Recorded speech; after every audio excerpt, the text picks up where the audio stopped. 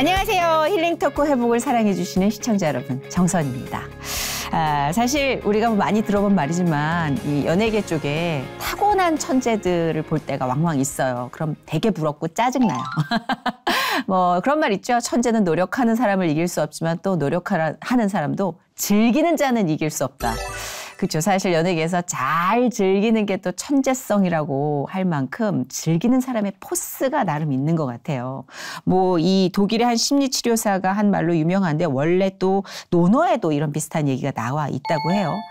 자기를 최대치로 즐길 수 있다? 이것도 전 능력인 것 같아요. 근데 오늘 모신 이분이 약간 그런 분이래요. 진짜 하나님이 주신 은사를 최고로 즐기면서 저글링하고 있다고 하는 분인데 우리 멋진 풍채의 성악가 바리톤 정경 씨 모셨습니다. 어서 오세요. 안녕하십니까. 울려 막 울려. 반갑습니다. 3.1절, 현충일, 광복절 등 국가행사에서 섭외 1순위로 꼽히며 10개의 다채로운 직업을 보유 중인 바리톤 정경 씨. 개척교회 목회 중인 부모 밑에서 힘들고 가난하게 학창시절을 보내 말썽꾸러기의 꼴통이었던 과거가 있었다. 불가능해 보였던 현실들을 단순하게 그리고 단숨에 극복한 비결은 한치의 의심도 없이 주님을 전적으로 신뢰하며 나아감이었다. 아득한 꿈을 품으며 또다시 위대한 도약을 기다리고 있는 탈방미인 정경의 삶과 신앙 이야기를 만나본다. 아니 근데 인사를 딱 해준 순간 스피커, 고급 스피커 하나를 거실에다가 장치한 느낌이에요. 왜 보면은 TV에나 나올 법한 막 수천만 원짜리 스피커 있잖아요. 네. 어쩜 이렇게 자체 스피커가 몸이 제가 멋져요. 100kg가 넘어서 에? 돼지라서 그런 것 같습니다. 지금 전혀 그러니까 키가 크셔서 네. 키로수가 실감이 안 나는구나. 예. 키도 엄청 크시더라고요. 키는 83 정도입니다. 네. 이거 봐. 그러니까 이렇게 앉아 계시는데도 이 어떤 장악력이 엄청 이게 제가 뒤로 갈 정도. 이 웃는데 장풍이 나오는. 고맙습니다. 근데 어릴 때부터 좀 이랬어요. 이렇게 풍채가 있고 좀 호탕하게 웃고 이런. 키는 어렸을 때 좀 컸는데 옛날에 제가 육상을 할 때는 날씬했어요. 육상하셨어요? 예, 70kg 전이었는데 와. 노래하면서부터는 이제 많이 찐 것 같습니다. 소리통이 좀 있어야죠. 정말 반갑습니다. 근데 우리 진짜 이 바리톤 성악가로 모시긴 했는데 만나자마자 이렇게 소개가 좀 끊이지 않고 이어져야 될 것 같아요. 하시는 일이 엄청나게 많아요. 제가 명함을 네. 받았거든요. 네. 근데 워너뮤직 상임 네. 이사직도 겸하고 계세요. 이사님이세요. 네. 이사님. 네. 이사님 어떤 일을 하시는 거예요? 제 워너뮤직은 네. 그 소니뮤직, 유니버셜과 함께 워너뮤직 세계 3대 오. 예, 레이블 배급사입니다. 와. 예, 그래서 이제 침 좀 뱉는 회사군요. 그렇죠. 아마 아실만한 에드 시런, 에드 시런 최근에 알죠? 온 브루노 마스, 오. 콜드플레이 어미. 저희 다 소속 같습니다. 셋 딱 아는데 셋 알고 끝났는데 와 지금 셋이 다 있네. 네, 그래서 저는 그 부분은 이제 팝 쪽이고요. 저는 클래식 신사업 예술경영부의 이제 이사 겸 아티스트로 계약이 돼서 지금 활동하고 있습니다. 그러니까 요즘은 진짜 이게 멀티플레이가 되는 세상이에요. 예전에 아티스트가 이사를 한다? 사실 걱정과 우려를 더 많이 했잖아요. 지금도 회사에서 그런 것 같습니다. 그래요? 별로 안 바뀌었구나. 말씀하신 대로 그런 부분들이 좀 최초의 사례라서 예, 저는 이제 또 후배들이 이런 자리들이 많이 갔으면 좋겠다. 아니 근데 싶어서. 되게 네. 이사 풍채도 있으셔. 아니 약간 경영자 풍채도 있으셔. 다행입니다. 그렇게 봐서 그런지 다 있으셔. 근데 이건 못 느꼈어요. 난 라디오 진행을 하시는지는 정말 꿈에도 몰랐는데. 지금도 네, 오늘도 매일 제가 생방송으로 매일 몇 시부터 몇 시? 11시부터 12시인데 이게 개편 때부터 골든타임. 2시간 하라고 그래서 지금 걱정이 많습니다. 그거 아시죠? 이 방송국 것들 되는 자 밀어주는 거. 아닙니다. 되는 아이고. 거예요. 장사가 되니까 2시간으로 늘어나지. 장사가 되는 거야. 되는 집 대박 사장님이시네. 그러면 정경의 11시 클래식. 11시 클래식. 그래서 오전 11시부터 12시 1시간이었는데 매력 있다. 예, 아마 2월 달부터 2월 말부터는 2시간으로 될 것 같고 그리고 제가 뉴스도 하나 하고 있어요. 에? 한국경제 TV에서 아르떼 TV 뉴스룸 아트룸 앵커도 하고 있어서 앵커까지? 네. 재능 끝장이신데. 아닙니다. 그냥 제대로 뭐 하나 하는 게 없는 것 같습니다. 아닙니다. 보세요. 네. 다 영역이 성대 영역이 달라요. 뭐 성대. 이사님은 일상 언어를 구하신다고 해도 네. 봐요. 성대 영역이 클래식, DJ, 그다음에 또 앵커. 쓰임이 달라요. 혀의 농도가 다 달라요. 어떻게? 갈아 껴요? 용산 같은 데나 뭐 이제 쿠팡 같은 데서 파나? 우리 선배님 정말 제가 지금 오늘 많이 배우고 있습니다. 대단하시다 진짜. 앵커 할 때 톤은 조금 어떤 톤이에요? 안녕하십니까. 아트룸 정경입니다. 정색하는 거. DJ 때는 조금 부드러워요. 안녕하세요. 정경입니다. 11시니까 에너지가 있어야 되는구나. 예능처럼 이제 클래식 성악가, 바리톤 성악가로서. 바리톤 성악가로서는 몰라 치다렘 나마노. 미쳤다. 굉장하시다. 오늘 이분 파면 더 많이 나올 것 같아요. 네. 책을 쓰신 작가예요. 라이터. 네. 이 클래식 유나이티드 원투로. 제가 이제 매일 데일리로 EBS에서 방송을 진행하면서 수요일은 우리나라의 숨겨진 대가들을 초청해서 인터뷰를 하거든요. 숨겨진 대가라면 성악 쪽으로? 아닙니다. 모든 분야. 클래식의 뭐 작곡가, 지휘자, 뭐 기악, 바이올린, 첼로, 뭐 현악기, 관악기, 성악가 다 해서 했는데 벌써 200명이 넘게 나오셨어요. 우와. 그래서 그분들의 이 주옥 같은 메시지가 너무 아까워서 제가 이제 계속 책을 내고 있는데. 되게 책이 또 컬러풀해요. 그렇습니다. 우와, 신경 많이 썼습니다. 예. 책 이렇게 사진이 고퀄이려면 제작 과정에 돈이 좀 더 들어갑니다. 제가 이게 책을 또 내봐서 알아요. 요거 사진 이렇게 들어가는데 이거 장당 퀄리티가 굉장히 이거 욕심 부려야 되는 거예요. 거기에 제가 에피소드 하나만 소개하면 예를 들어서 서울대학교 작곡가 최우정 교수님한테 제가 물어봐요. 어떤 작품을 좋아합니까? 혹은 어떤 작곡가 좋아합니까? 물어보니까 자기는 작곡가를 좋아하지 않는다. 작품만 좋아한다.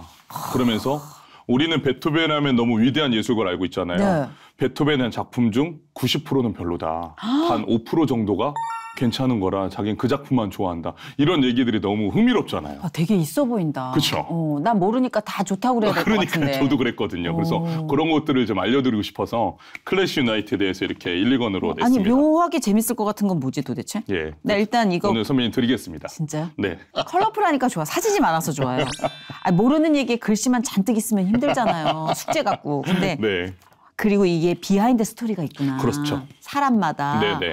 이거 약간 드라마도 있고 스토리도 있고 너무 좋은데요? 또 악기별로 다 다르니까 같은 질문에도 전공에 따라서 대답이 다릅니다. 그리고 약간 그런 묘미가 있습니다. 그 유명 인사들의 명언들도 함께 있네. 그렇죠. 소리는 세상을 여는 문입니다. 제가 명언충이라 이런 거 모으거든요. 있어 보이잖아요. 적극 활용해 주시기 바랍니다. 알겠습니다. 아니 근데 이 책을 또 쓴다는 건 진행을 하면서 수많은 사람을 만나서 인터뷰를 하는 것과 또 다른 결이에요. 그렇죠. 근데 제가 목표가 죽기 전에 책 50권, 앨범은 100집 내는 목표인데 앨범은 지금 20집 냈고 책은 5번째 지금 내고 있습니다. 기초 체력이 살벌하신 분이다. 진짜. 일을 즐기시는 게 보여요. 저는 직업이 한 10개 정도 되는데 너무 즐기면서 삽니다. 10개야. 나 5개밖에 소개 안 한 것 같은데. 너무 즐기고 살고 있습니다. 자, 오늘은 그래서 정경 씨가 만난 인물에 대해서 책을 내셨으니 우리는 정경 씨를 파보도록 하죠. 그렇습니다. 엄친아. 금수저 같은 이미지다. 이런 얘기는 저는 금수저라기보다는 엄친아였을 것 같긴 해요. 왜냐면 클래식의 이미지가 일단은 좀 기본적으로 있어 보여요. 그렇죠. 그런 이미지가 있어서 저는 좋은 것 같아요. 굳이 변명 안 하는 굳이 부자인 것 같다라고 했을 때 그래, 맞아. 그냥 가만히 있습니다. 맞아. 나도 내가 건물 있다는 루머에는 대답 안 해. 나도 그냥. 좋잖아. 있어 보인다는데. 근데 사실은 안 그래요? 저희 부모님은 너무 이게 좀 식상한 얘기긴 한데 저희 부모님은 목사님이시고. 식상하지 않아요. 목사님 아들 같지 않기 때문에. 그렇죠. 목사님 아들은 플랜 A가 있고 플랜 B가 있잖아요. B 쪽이고. 버리는 카드가 있고 애지중지하는 카드가 있는데 제 남동생은 애지중지하는 카드였고 저는 버리는 카드. 그래서 나 5살 때까지 보고서 얘한테 우리의 미래를 맡길 수 없다. 그래서 동생을 낳았습니다. 버림패였어? 동생도 친척이니까 나중에 한번 소개시켜드릴게요. 지금 한방병원장. 진짜? 저랑 너무 달랐어요. 저는 공부를 너무 못했고. 그러면은 부모님 성견지명이 있으셨다. 아주 뛰어나신 분이. 정말? 근데 나는 궁금하다. 버림패였던, 버림패는 이제 왜곡된 표현이지만 어쨌든 버림패였던 자식이 이렇게 성장하고 성공하여 세계적인 성악가가 되고 직업이 무려 10개인. 능력자가 됐는데 이 부모님께서 지금도 근데 부모님은 동생을 더 좋아하세요. 저는 괜찮습니다. 장악력이 부모님이 핸들링할 수 있는 파워 넘어선 장악력이라. 그러니까 저희 어머니는 아직도 저한테 그러세요.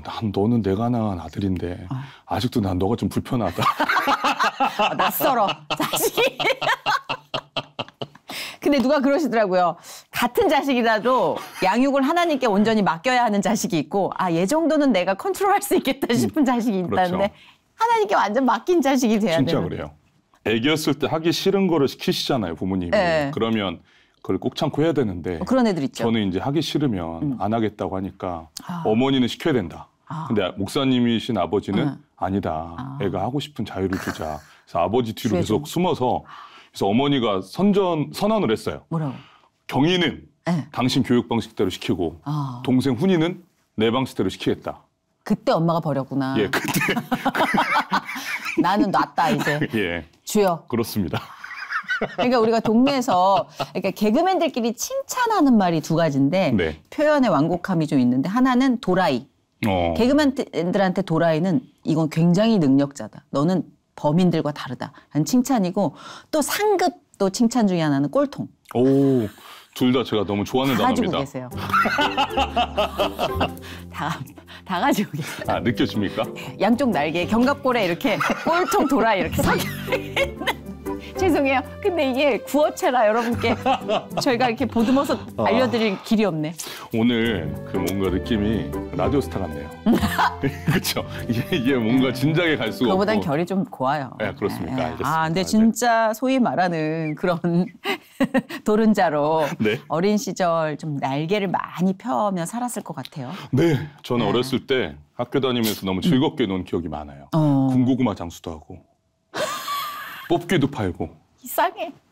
별의별 거 다 했어요. 하고 싶은 거 다 해봤고. 근데 그때의 경험이 지금 도움이 많이 돼요. 물론 그렇죠. 근데 목사님 자녀는 좀 구속 아닌 구속이 있잖아요. 이미지상. 그러니까 에피소드 중 하나가 기억나는 게 그 정육점에서 아직도 기억나요. 국민학교 5학년 때였나? 이렇게 서서 김치찌개에 들어갈 돼지 2,000원어치를 사려고 기다리는데 어떤 교인분이 지나가면서 그랬던 거예요.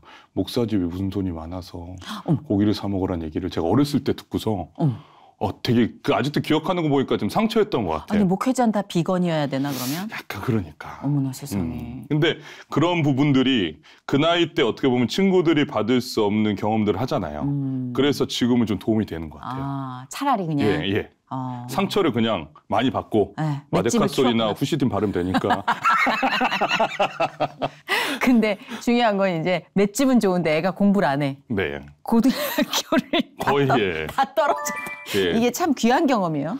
왜냐하면 고등학교 떨어지기 쉽지 않은데. 저희 아버지가 장신대를 30살에 들어가셨어요. 그러니까 보통 친구들이 다 20살이잖아요. 10년 뒤에. 만학도시네. 그러니까 공대를 붙었는데 동생들 대학교 들여보낸다고 장신대를 늦게 들어가셔서 그러니까 제가 그때 이제 어머니랑 결혼을 하셔가지고 나왔지만 실질적으로는 국민학교, 그러니까 지금 초등학교죠. 전학을 5번이나 갔어요. 그러니까 적응을 잘 못했던 것 같아요. 어린 시절에. 그러게. 계속 교육전도사님을 옮기셔야 되니까. 친해질만 하면 이사 가는 거잖아요. 그러니까 성격이 말씀하신 대로 도른자가 될 수밖에 없는 거죠. 그렇지. 등치는 크고. 내가 내 친구가 돼야 되고 나도 돼야 되는구나. 그렇죠. 그래야 되는구나. 예. 그러고 나서 이제 최종적으로는 대전의 유성구에 카이스트와 충남대 사이에 있는 대동연구단 이제 개척을 하셨어요. 그래서 그때 이제 국민학교 5학년 때부터 있었는데 그러다 보니까 이제 너무 제 입장에서는 슬펐던 게 저 빼고 친구들이 정말 다 천재인 거예요. 왜냐하면 카이스트 교수님들 아들, 딸들이라 애들이 국적 일단 다 미국인이에요. 그래서 지금 뭐 이장원 이런 애들 제 동기입니다. 그런 애들. 그러니까 좋은 사람들. 이장원이 저희 친구들 중에서 그냥 평균이었어요. 그러니까 다 그런 애들로만 7, 80명이 있는 한 반에. 근데 저는 꼴통 중에 꼴통인데 얼마나 힘들었겠어요. 그럼 결이 다른 거지 절대적 평가를 하면 안 돼. 나도 굳이 말하자면 이쪽 결이지 이장원 씨 결은 아니라고. 그래서 여하튼 그래서 이제 고등학교를 포기하고 있었죠. 그래서 아직도 기억이 나요. 오락실에서 철권을 하고 있는데 친구가 달려오면서 철권 잘 어울려. 경아 우리 고등학교 갈 수 있게 됐다. 왜냐하면 실업기를 떨어진 상태였는데 어떻게 고등학교 가겠어요. 그러게요? 그런데 너무 좋게도 운 좋게도 하나님이 보호하사 인문계가 미달이 된 거예요. 어머. 그래서 대전에 그럴 수도 있구나. 꽤 좋은 고등학교 갔어요. 대전이 대전고, 충고, 서고가 3대 명문인데 서대전고등학교를 미달로 들어갔죠. 미달 간증 이거 킵해두세요. 미달 간증 좋네요. 프레임 이거 아주 좋은데. 시스템으로 역사하사. 얼마나 다행히 아버지 어머니께서 한시름 놓으셨을 거 아니에요. 그래서 이제 고등학교 들어갔는데 이제 부모님은 고등학교만 졸업했으면 좋겠다고 하는데 너무 재미가 없는 거예요. 또 고등학교 가니까. 큰일 났네. 그래서 이제 저는 이제 군고마 장사를 하겠다. 적성에 맞는다. 미치겠다. 홍진경 씨한테 뺏겼지만 제가 그때 김치도 약간 관심이 있었거든요. 그때 연예인 한 셋이 붙었어요, 김치로. 그러다 지금 진경 씨만 살아남았죠. 그렇구나. 여하튼 그래서 거기까지 갔구나, 김치까지. 그래서 김치까지 갔죠. 그래서 하겠다고 했는데 부모님이 제발 고등학교만 졸업해라 약속. 그랬는데 고3 때 어머니가 배신을 하신 거예요. 뭐라고? 대학교를 갔으면 좋겠다. 무슨? 약간 뭔가 씨앗을 보신 게 아닐까? 어머니가 잘 기억해봐요. 뭔가 엄마한테 희망을 주는 행동을 했을 거예요. 전혀 없었는데. 그래? 그럼 왜 그러지? 그래서요. 그래서 고3 한 8월 달쯤에 이제 오디션을 지금의 저 같은 성악과 교수한테 오디션을 교수님한테 보러 갔어요. 근데 마침 그 교수님도 아버님이 목사님이었던 거예요. 그래서 노래 오디션을 보고 나서 애가 목소리는 좋은데 혹시 집이 아버님이 뭐 하시냐. 그러니까 개척교회 목사라고 하니까 그 교수님이 돈 없이 공부해보니까 내가 음악해보니까 너무 힘들더라. 애는 음악 시키지 말고 평범한 공부시켰으면 좋겠다라고 해서 어떻게 보면은 시키지 말라라는 그런 통보를 받았죠. 너무 시작부터 석을 죽인다. 근데 어머니께서 저는 솔직히 노래할 생각도 없었고 그냥 줄레줄레 따라갔는데 그렇게 해서 아파트에서 교수님 댁에서 내려오는데 엘리베이터 안에서 어머니가 그렇게 닭통 같은 눈물 흘리는 거예요. 그래서 서럽지. 그래서 제가 노래 시작한 계기는 세계적인 성악가가 되겠다라는 계기가 아니라 어머니가 우는 게 짜증나기 시작했어요. 그깟 노래가 뭐라고. 근데 놀라운 건 그게 설득력이 있어. 그렇죠. 캐릭터가. 제가 뭐 세계적인 성악가 되겠다는 좀 식상하잖아요. 근데 진짜로 아주 사소한 걸로 딱 뭔가를 느낄 것 같은, 각성할 것 같은 스타일이에요. 근데 여하튼 그래서 어머니의 짜증났구나. 자존심 상했구나. 자존심 상해서 그걸로 시작을 해서 지금은 뭐 박사까지 해가지고 학교까지 나가니까 너무 신기한 노릇이죠. 근데 단순한 데서 이렇게 각성을 하는 사람이 오히려 무섭구나라는 걸 좀 느끼게 해주는 것 같아요. 그렇습니까? 그렇게 해서 대학 준비를 하신 거예요, 성악적으로? 그렇게 재수해서 이제 유일하게 제가 내신은 이제 시험을 잘 안 봤으니까 큰 기대 안 해요, 최저 등급이었는데 다행히 이거 경희대 나오신 분들이 너무 죄송한데 경희대가 이제 내신을 안 봐가지고 유일하게. 그래서 근데 경희대 되게 실력 있어야지 들어가는데 가서 버티는 게 관건이에요, 경희대는. 근데 이제 저 빼고는 다 예고 출신이어가지고 들어가선 또 쉽지 않았어요. 그렇지. 이제 거기서부터 전쟁 시작이죠. 근데 보니까 서울대학원 예종 이렇게 쫙 나와서 유학 갔다 온 그 뭐랄까 라인들만 활동할 수 있는 그게 너무 강한 거예요. 그렇죠. 클래식과 대중문화의 차이는 뭐냐면 대중문화는 대중에게 사랑받기 위해서 대중을 위해서 하는 음악이지만 클래식은 대중문화가 아니에요. 대중화되면 안 되거든요. 무슨 얘기냐면 제가 작곡가 모차르트든 베토벤, 슈베르트든 그 사람이 작곡한 작품을 내가 연주를 함으로써 그 사람과 대화하는 걸 관객들이 보는 거지 내가 관객을 위해서 하는 연주가 아니에요, 클래식은. 진짜? 예. 기분 나쁜데? 기분 나쁜 게 아니라 그래서. 왜요? 우리를 좀 위해주면 안 돼요? 아니죠. 왜냐하면 나와의 작곡가의 대화가 더 중요한 거죠. 그래서 클래식이 어렵다는 얘기를 하는 그렇죠. 그러니까 클래식은 어려운 거예요. 그런데 관객과 상관없는 그런 학연지원 현으로 똘똘 뭉쳐져 있는 걸 보고서 그건 더 기분 나빠. 너무 재밌는 거예요. 그게 재밌어요? 이상해. 왜냐하면 저는 예중 예고를 나온 사람이 아니기 때문에 그런 어떻게 보면 학습 효과가 없었던 사람이라 이거는 내가 역사적으로 판을 한번 흔들어 봐야겠다.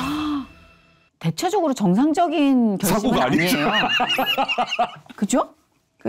내가 정상적인 지금 리액션을 보이는 거죠? 그걸 재밌다고 그렇게 하는 사람. 너무 좋습니다. 그래서 그래서 그러면 내가 어떻게 승부수를 띄워야 될까 싶어서 그들이 다 한 루트가 아니라 나만의 루트를 개발해 보자. 그래서 제가 이론으로 경영학 박사를 난 하자. 성악 박사가 아니라. 독하다. 그래서 저는 갑자기 그래서 빨리 이태리를 갔다 와가지고 박사를 다시 모교인 경희대에 예술 경영학 박사를 들어가서 오페라와 드라마를 융합한 오페라마 장르로 논문을 쓰고 제가 만든 장르로 논문 쓰고 특허청에 상표 출원을 해서 나는 오페라를 하지 않겠다. 오페라 1등 조수미, 뭐 고성현 이런 위대한 분들은 그거대로 하시고 네. 나는 내 나름대로 넘버원 싸움이 아니라 올리원 싸움을 하겠다. 와, 온리원. 네, 그래서 이제 구분을 시켰죠.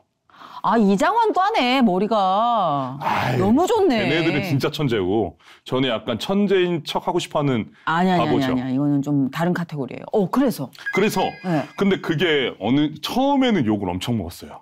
다른 왜 길이니까. 클래식을 그렇게 정통을 하지 않고 그런 아리로 만드냐. 그리고 저희 지도 교수님조차 너는 네 피지컬이나 목소리는 오페라만 해야지. 그러니까요. 그런 이론은 네. 노래 못하는 애들이 변명으로 하는 거다. 절대 그런 걸 하면 안 된다고 실제로 2년 동안 저 안 보셨어요. 거기도 선입견 장난 아닌 세계네. 아우, 살벌하죠. 네, 뭐 이론 공부한 사람 다 그럼 실력 없게. 근데 저는 여하튼 저는 꼴통이니까 그래서 저는 저희 길을 갔죠. 좋아. 꼴통 그래서 마음에 들어. 이제 졸업을 하고 네. 박사를 졸업을 하고 어떻게 보면 이제 길이 펼쳐졌죠. 바로 이제 대학교에서도 공채를 받는데 전임 교수도 되고. 그럼 그리고 블루오션 전략이 그렇죠. 맞아 떨어진 거지. 아무도 이런 사람이 없는 그렇죠, 거예요. 그렇죠. 그리고 저는 대중들을 위해서 공연하는 게 아니라 B2B. 기업과 기관을 대상으로 1년에 100회 이상씩을 하게 된 거예요. 판을 크게 짜셨네. 그죠? 요걸로 짰죠. 네. 그래서 지금까지 그렇게 해서 한 지 벌써 15년 지났고 예, 그러다 보니까 뭔가 새로운 일을 하는 것에 대해서 두려움은 좀 없는 것 같아요. 그런 것 같아요. 예, 선배님 말씀하신 대로 그래서 뭐 DJ가 됐던 뉴스 앵커가 됐던 대기업에 들어가는 거가 됐던 교수가 됐건 이게 다 하나만도 쉽지 않잖아요. 그럼요. 그런데 이제 전혀 두려움이 없게 되는. 그게 이게 힘 빼고 하는 사람 못 당한다는 게 아까 저희가 오프닝 때 즐기는 사람 못 당한다고 했잖아요. 맞아요. 그러니까 정말 너무 이거는 좀 문제가 있지 않아라는 상황도 재밌네 이런 사람을 못 이기는 거죠. 네. 그런 것 같아요. 재밌네 하고 들어가는 순간 뭘 돌파하는 것, 뭐 답을 찾는 것 다 이 사람한테는 재밌는 경험일 테니까. 그러니까 잘하려고 하는 것보다 선배님 말씀하신 대로 즐기는 게 더 중요하다고 생각하는 게 저는 클래식이 아까 언급한 대중화를 얘기한 분들 때문에 클래식 하는 전체가 거기에 블랙홀에 빨려 들어갔어요. 근데 클래식은 저는 대중화가 아니라 클래식의 대중화가 아니라 대중의 클래식화가 중요하고 두 번째는 색다르네. 클래식의 다양화가 중요해요. 무슨 얘기냐면 다양화. 모두가 다 자기가 1등이고 싶어 해요. 맞아요. 그리고 클래식의 문제점 좀 뭐냐면 극장에서 공연을 펼치면 잘하는 사람이든 못하는 사람이든 무조건 박수를 받아요. 대중문화는 아니잖아요. 맞아요. 못하면 아이돌들이 데뷔도 못하잖아요. 그렇죠. 근데 클래식은 모두가 다 잘한다는 걸로 엄청난 착각을 하고 있어요. 저는 그 부분을 예고 출신이 아니니까 한 발짝 떨어져서 포인트를 본 거죠. 그래서 단계를 나눈 거죠. 1단계, 2단계, 3단계, 4단계, 5단계. 예를 들어서 개그맨 중에 정선이는 1단계에 있는 사람인 거예요. 진짜? 너무 웃기고 진짜? 엘레강스하고 이렇게 엘레강스. 또 신앙도 있으시고 그러니까 1단계인 거예요. 근데 저는 예를 들어 클래식으로 봤을 때 정통 출신이 아니니까 내가 1등이 되고자 하는 욕심을 버리고 3, 4등급에 있는 거죠. 그래서 제가 만든 오페라마의 포인트는 뭐냐면 제가 실제로 공연할 때도 이렇게 혼자 프레젠테이션 하면서 이렇게 100분 동안 아니 빨려 들어가 물건도 사겠어. 그러니까 제가 이거 영업직을 했어야 되는데 아까 전에 영업직 그렇죠. 우리 전에 딜러 나오셨는데 그러니까 거의 왕 등극하셨겠는데. 그러니까 그래서 3, 4등급에 있어 저는 항상 그러거든요. 무대 나가자마자 나는 3류 강대다. 내가 1류가 아니라 되는 게 중요한 게 아니라 저는 관객들을 1류로 만들고 1류인 분들에게 토스하고 싶다. 오늘 저희 피가로의 결혼에 모차르트 한곡 들으셨죠? 이제 이건 맛보기로 보여드린 거니까 국립극장이나 오페라 극장에서 티켓 사고 1등들 보러 가세요 하는 게 제 장르인 거예요. 토스하는 장르. 멘트 미쳤다. 그러니까 너무 좋아요. 너무 좋아요, 네. 멘트. 왜냐하면 99%가 아직 우리나라 국민은 클래식에 관심이 없거든요. 클래식 1등들은 1%의 시장만 가지고 있는 거예요. 저는 99%의 시장을 가지고 있으니까 너무 좋은 거예요. 내가 1류 소리 들어서 뭐해? 저 여유 봐. 이거 많이 버는 게 좋지. 저 여유 봐. 저 실력 있는 자만이 갖고 있는 여유 꼴보기 싫어. 진짜 저 여유 있어야 가능한 멘트 아니에요. 저 실력 있어야지 돼. 저 재능 없으면 저런 얘기 안 나온다고. 근데 이렇게 덤덤히 또는 유머러스하게 호탕하게 말씀해 주시지만 얘 보니까 이분이 또 이게 극단적인 이 상황까지 몰고 갔던 경험이 있구만요. 그게 이제 저희 부모님이 이제 목회를 개척을 하셨다고 말씀드렸잖아요. 아버지께서 하셨는데 이제 또 신천지가 들어왔어요. 건물도 잘 짓고 교회 성전도 잘 헌당하고 이렇게 했는데 들어와서 그게 이제 무너지게 돼서 논산으로 쫓겨나다 가게 되시고 저도 그때 이제 아직 대학생 시절이었기 때문에 그래서 그때는 이제 감당하기가 힘들더라고요. 그렇지. 그래서 금강하구뚝에 대전에 금강하구뚝이 있거든요. 네. 근데 제가 군대를 또 해군을 다녀왔어요. 네. 그래서 라이프가드라서 수영을 나쁘지 않게 하는데 저도 모르게 이게 결과적으로는 다이빙을 하고 온 건데 결과적으로는 잘 헤엄쳐서 나왔어요. 잠깐만 정리 좀 해볼게요. 정리 좀. 예. 자, 이게 극단적인 상황까지 간 그 환경적인 예. 상황은 잘 들었어요. 얘기는. 예. 그럼 이제 뛰어내렸단 말이죠. 예. 근데 몸이 기억하는. 저도 모르게 수영을 하고 나오더라고요. 이게 웃을 얘기가 아닌데. 되게 개운하게 수영 한 판 하고 나왔구나. 아니 지금 그게 그런 상황이 아니라 나 어떻게 이런 리액션 장전하고 있었는데 되게 개운하게 나왔네. 이게 광대 이게 광대의 역할 아니겠습니까? 그런 단어조차도 이렇게 웃을 수 있게 들어. 희극으로. 마음에 들어. 아주 마음에 쏙 들어. 몸이 기억하는 수영법으로 개운하게 하고 나왔다 한 판. 네, 대한민국 해군 화이팅. 화이팅. 맞아요. 사실 근데 그렇다고 아프지 않고 고통을 못 느끼는 몸이라는 건 아니거든요. 네. 다 느껴요. 통점이 있어요. 누구에게나. 근데 이걸 어떻게 전환하느냐를 재빠르게 보여주는 것 같아요. 전공을 고를 때부터 태세 전환 능력이 수치로 치면 10 만점에 10점일 것 같아요. 아, 별 말씀. 진짜로 높이 삽니다. 그 정경 씨만의 무대를 개척한 거잖아요. 그렇죠. 그렇죠. 네. 근데 그 과정 중에 신앙적인 베이스가 있으셨을지. 왜냐하면 목회자의 아드님이라도 사실 개인적으로 하나님을 각성하고 만나게 되는 건 다 다르니까. 정경 씨에게는 어떤 기점부터 그 하나님을 감지하고 각성하게 됐는지 그게 궁금해요.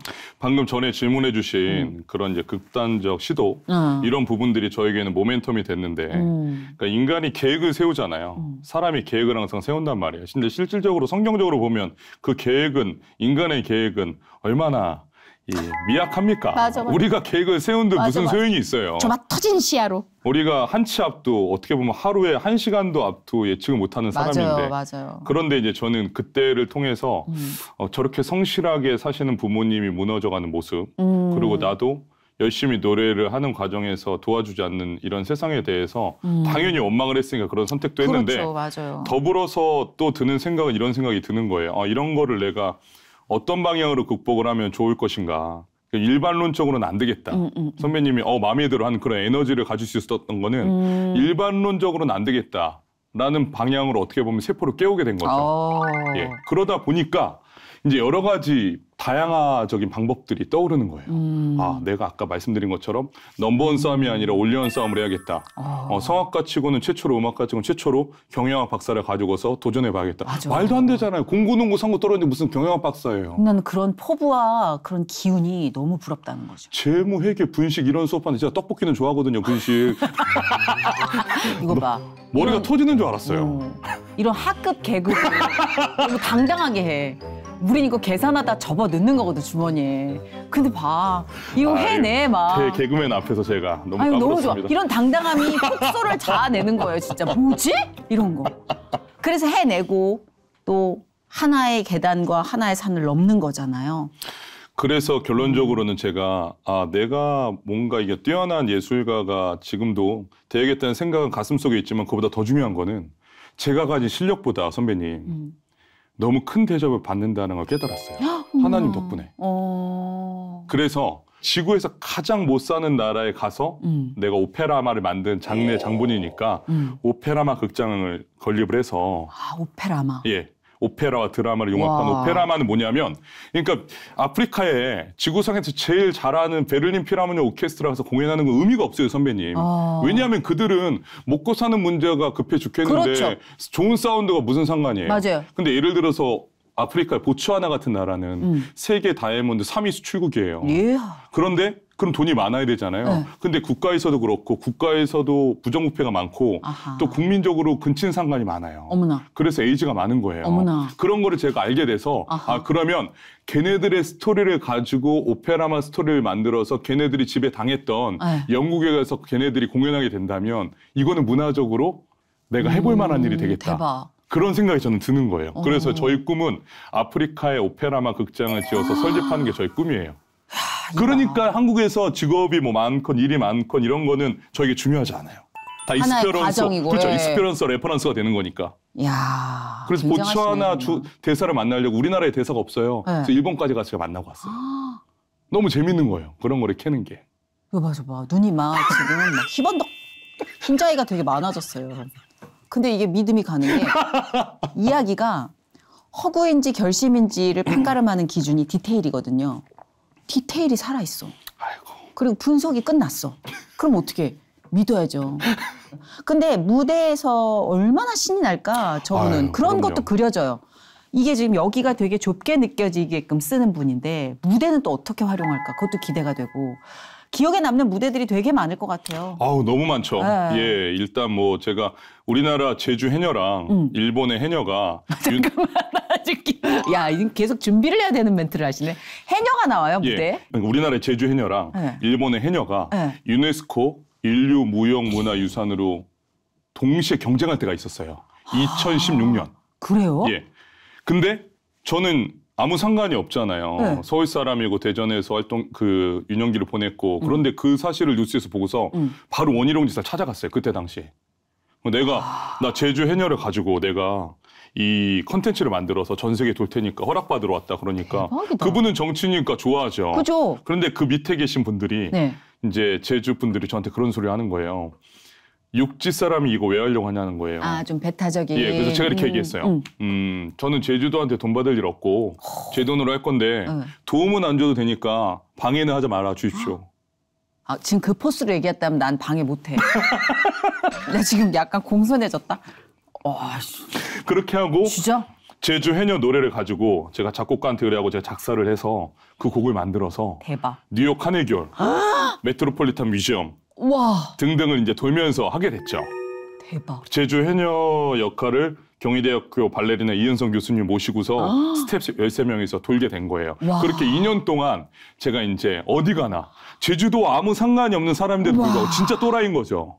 그런데 좋은 의미에 기적 같은 일이 일어났어요. 그렇게 2년을 했는데 원래는 일본이 인정하기 싫지만 우리나라보다 돈도 많고 아직 선진국이고 강대국이잖아요. 근데 유네스코가 눈치를 보고 있는 거예요. 이 제주 해녀가 오래됐는데도 불구하고. 그런데 네. 2016년에 제가 서울예술의 전당에서 마지막 공연을 마치고 나서 제주 해녀 공연을 마치고 나서 등재가 한국으로 확정이 된 거예요. 대박. 저는 제가 하는 거의 모든 공연에 이 노래를 꼭 넣어서 해요. 깊어가는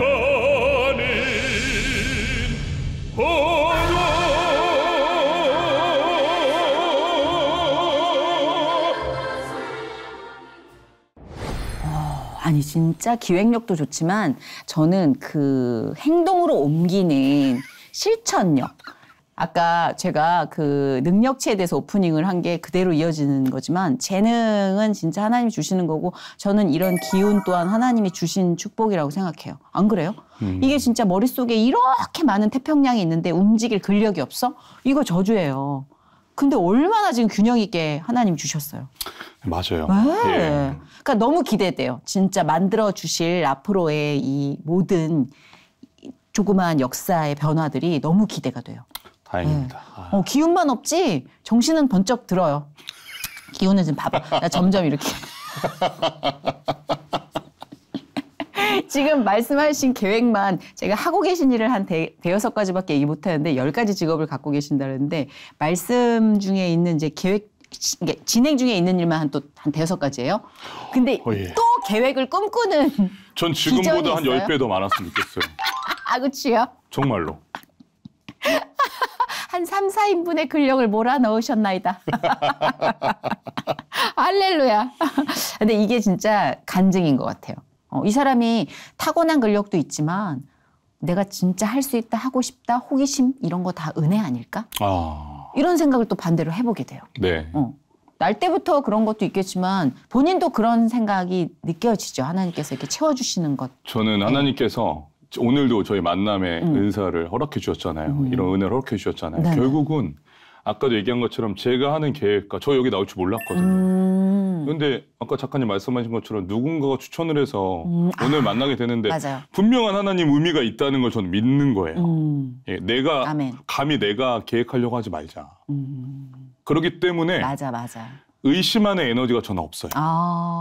뭐 세상이 어떻고 뭐가 어떻고 그건 결국 인간들의 언어잖아요. 네. 인간들의 언어에 내가 휩싸이지 말고 하나님이 나한테 주시는 에너지가 맞다고 생각하면 그리고 사기 당하면 어때요? 다시 하면 되지. 어머. 저는 별로 그것도 신경 안 써요. 그게 뭐가 크게 중요해요. 어머, 엄마들이 제일 싫어하는 말이야, 그거.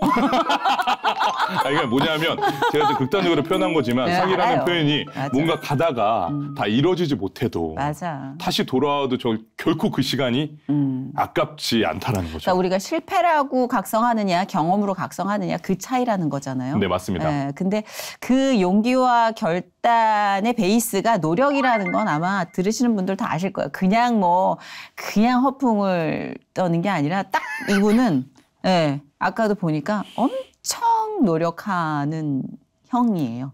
못 이겨 이런 사람. 못 이겨.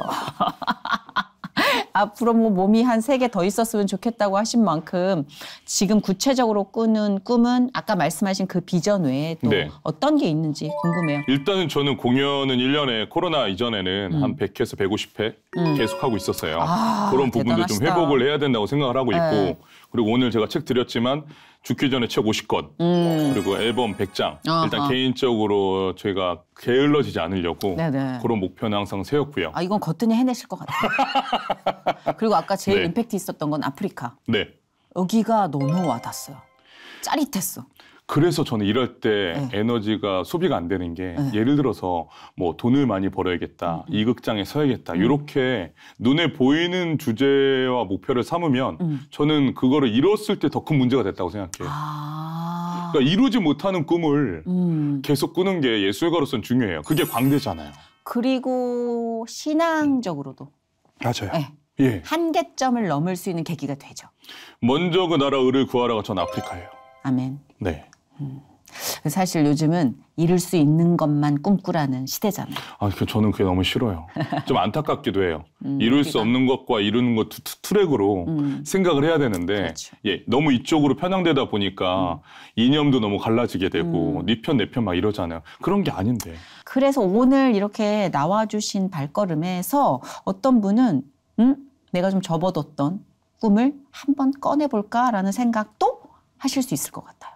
이렇게 조금 여러 결의 은혜들이 회복을 통해서 증거되지만 오늘 이런 경우는 조금 식욕 결핍, 은혜 결핍이었던 사람들에게 좀 먹어야겠다라는 생각을 나는 좀 자극을 받았네, 그쪽으로. 그러세요? 네. 저는 특히 학부형 우리 부모님들에게는 명확히 얘기할 수 있는 게 저는 예를 들어서 고등학교도 한 10시쯤 일어나서 11시에 출발해 애들이랑 점심 먹고 집에 왔어요. 그때는 컴퓨터가 없었던 세대니까 출석부를 이제 애들이 이제 칼로 지워달라고 해서 지우잖아요. 그럼 이제 선생님이 물어봐요. 경희 어디 갔냐? 그러면 선생님 경희가 죄송한데 먼저 오늘 좀 일이 있어서 먼저 가본다고 얘기해달라고 애들이 얘기하는 거예요. 선생님 열받아서 집에 전화하면 제가 집에 자고 있으면 여보세요 하면 너 안 와? 그럼 The data is way. Please call again. 막 이런 거. 그래서 제가 끊고 이러면 선생님이 집에 찾아오세요. 집에. 아직도 기억이 나요. 그러면 찾아오시면 제가 문을 안 열어주는 거예요. 그럼 신방 갔다가 오신 엄마 아빠랑 마주쳐서 제가 문을 세게 열어서 3명을 넘어뜨리고 막 도망치고. 그러니까 약간 그 상상할 수 있는 범주가 아니었거든요. 어머니들 힘을 내십시오. 그런데 결론적으로 뭐예요? 공부 하나도 안 시켜도 하나님께서 다 알아서 해줘요. 그렇지만 노력을 하신 분이에요, 여러분. 그거 아시죠? 다 노력의 결과입니다. 이제 여유 있게 말씀하셨지만 기도만 한다고 다 이루어지진 않아요. 전교 꼴등이 전국 1위가 되진 않아요. 선배님. 노력하셔야 됩니다. 제가 오늘 여기 기독교 방송이잖아요. 네네. 10분의 9는 얘기 안 하는 거예요. 그죠? 그죠? 예, 맞아요. 상상에 맡겨 있습니다. 근데 기본적으로 우리가 하나님의 어떤 믿음으로 하나님의 비전으로 봐야 된다는 건 저는 동의해요. 저는 기도도 선배님 이렇게 해요. 어떻게 할까? 자, 기도를 그러니까 하나님 입장에서 생각해 보는 거예요. 하나님이 이렇게 테이블에 앉아 있는데 전 세계 나라들이 데이터가 올라올 거 아니에요. 근데 우리나라 기도가 많아요. 왜냐? 전 세계 새벽 기도, 수요 예배, 금요 철학 주일에 3-4번씩 드리는 나라가 우리나라밖에 없어요. 대한민국을 성장시키고 앞으로도 성장시킬 원동력이죠. 그렇죠. 그런데 전략적으로 기도도 할 필요가 있는 게 제가 봤을 때 보세요. 계속 모든 기도가 원트로 와요. 이거 해주세요, 이거 해주세요, 이거 해주세요, 이거 해주세요. 근데 이제 제가 하나님 입장이면 약간 식상할 것 같은 거예요. 그래서 저는 기도를 어떻게 하냐면 원트를 얘기를 안 해요. 그러면 주님 아시죠? 아멘. 그럼 퀘스천으로 끝나잖아요.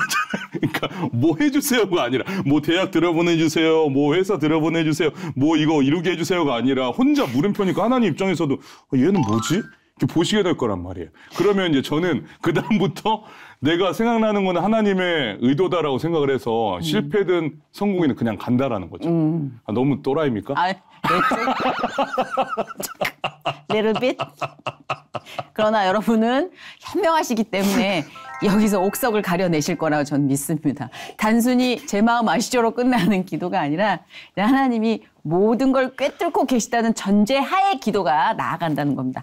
나 이렇게 터트리고 꿰매고 식의 토크는 한 12년 만에 해보는 거예요. 아, 정말입니까? 지상렬 씨랑 토크쇼 한번 하고 나서 그 이후로는 처음이에요.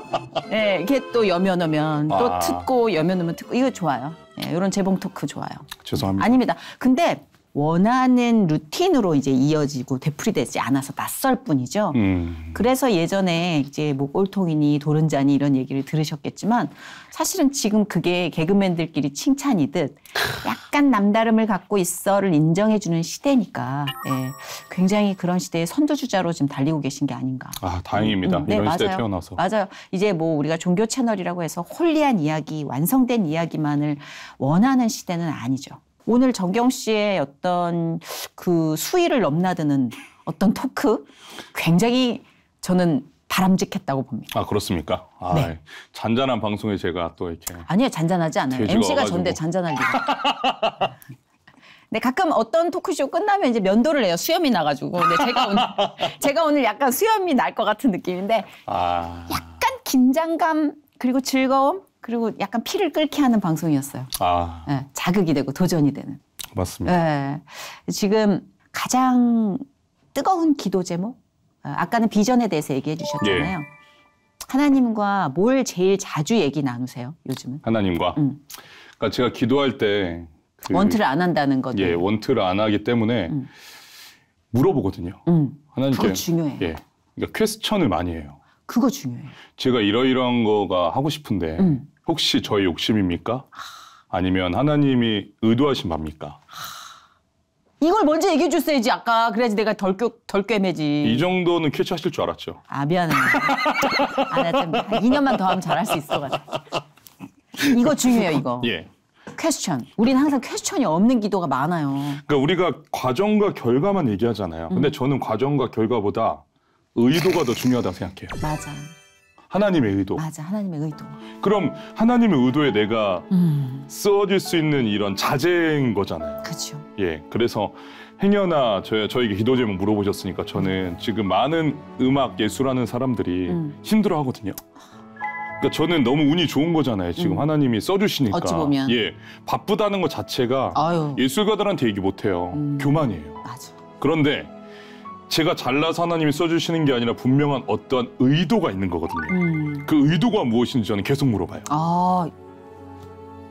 그러니까 100억을 준다고 해도 내가 노래할 자리가 아니면 노래를 안 해야 되고 내가 돈을 내서라도 노래할 자리라면 노래를 해야 되는 게 그게 신앙이잖아요. 근데 지금은 맞아. 다 엎드리거든요. 맞아. 제발 저를 써달라고. 그랬을 때 하나님이 메시지를 주시는 것 같은데 그런 부분들을 어떻게 하나님의 선하심으로 의도하심으로 이루어져갈 수 있을까? 저는 이제 그런 생각들, 그게 정책이 됐든 너무 좋다. 프레임이 됐든 컨텐츠가 됐든 그거는 상관없어요. 명확한 기도 제목이네요. 하나님의 의도를 늘 알고 싶다. 네, 이 시기에 태어나고 이 시기에서 내가 활동하고 있고 그리고 이 시기에 어떤 이런 커넥터가 되는 것인지에 대한 의도. 맞아요. 우리 모두에게 던지는 질문이자 답변인 것 같아요. 하나님의 의도. 네. 네, 오늘 키워드는 이걸로 정리가 됐네요. 아, 다행입니다. 네, 그래. 어떻게든 우리 뭐 팬티 벗고 놀다가도 집에 들어가면 돼요. 오늘 끝이 좋았잖아요. 너무 고급진 멘트 아닙니까? 네, 그럼요. 밖에서 잠만 안 자면 돼. 오늘 집에 잘 들어왔어. 아까 미친 듯이 비행할 때는 이거 어떻게 잡나 했는데 오늘 무사귀환했습니다. 다행입니다. 농담이에요. 진짜 처음부터 끝까지 완벽히 너무 좋았어요. 오늘 끝으로 저에게 선물해 주실 찬양 소개 좀 해주세요. 나의 갈 길 다 가도록 찬송가입니다. 너무 좋아. 네. 이 찬송, 이 목소리로는 어떻게 전해질까 기대가 큽니다. 네. 감사합니다. 우리 정경 씨의 목소리로 전해지는 나의 갈 길 다 가도록 인사드리면서 저희가 박수로 청해 듣도록 하겠습니다. 고맙습니다. 감사합니다. 네.